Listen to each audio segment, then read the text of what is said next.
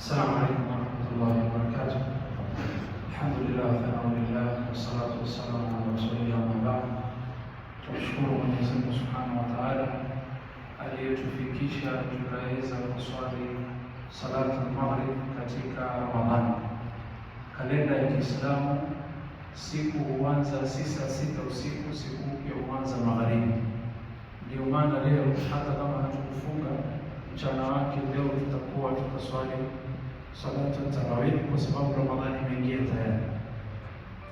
Na Ramadhani inapoingia na mwezi unapoandama, Rasul sallallahu alaihi wasallam alikuwa akisema dua hii, na naomba pia useme baada yangu ili tuweze kuhuisha sunna na tupate baraka ya dua hii. Semeni Allahumma ahillahu alaina bil amni wal iman والسلامة والإسلام والتوفيق لما تحب وترضى ربي وربك الله. Alhamdulillah, Allah ametufikisha Ramadhani. Amin. Hivi sasa kama nilivyokuwa akitueleza Mtume sallallahu alaihi wasallam, milango ya janna yote yako wazi. Allah tuingize janna. Amin. Hivi sasa milango ya moto ya jahannam imefungwa mpaka mwisho wa Ramadhani. Allah tuepushe na adhabu yake. Amin. Hivi sasa Mwenyezi Mungu Subhanahu wa Ta'ala, mashaitani wakubwa wamefungwa, wamebakia na wadogo. Allah tuepushe na shari zao. Amin. Hivi sasa Mwenyezi Mungu anachagua watu, anawachagua na moto wa jahannam. Allah tujalie miongoni mwao. Amin.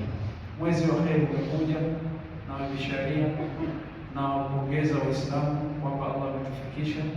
Kuna wengi walitamani kufika hawakuweza, na kuna wale ambao wamefika wameingia, hakuna amani, hawana afya, hawana riziki, lakini sisi tuko kwa kheri, tunufaike na mwezi huu wa kheri, na tumshukuru Allah kwa neema hii. Tumomba Allah Subhanahu wa Ta'ala tutakabalie. Nasiha yangu kwangu na kwenu, nia zetu ziwe nzuri katika ibada, na mambo mawili yakipatikana katika Ramadhani hii, katika ibada yako, swala yako, saumu yako, qiyamul layl unaposwali, Lailatul Qadr unapotafuta, mambo haya mawili yakipatikana katika ibada yako, Allah anakusamehe madhambi yako yote. Allahumma ja'alna minhum ya rabbi. Na haya mambo mawili ni nia mbili patikane katika ibada zako. Nia ya kwanza, uwe na imani kwamba hii ni katika dini ya Allah. Unapofunga si ati kwamba unafunga kwa afya, unafunga kwa sababu ni dini ya Allah.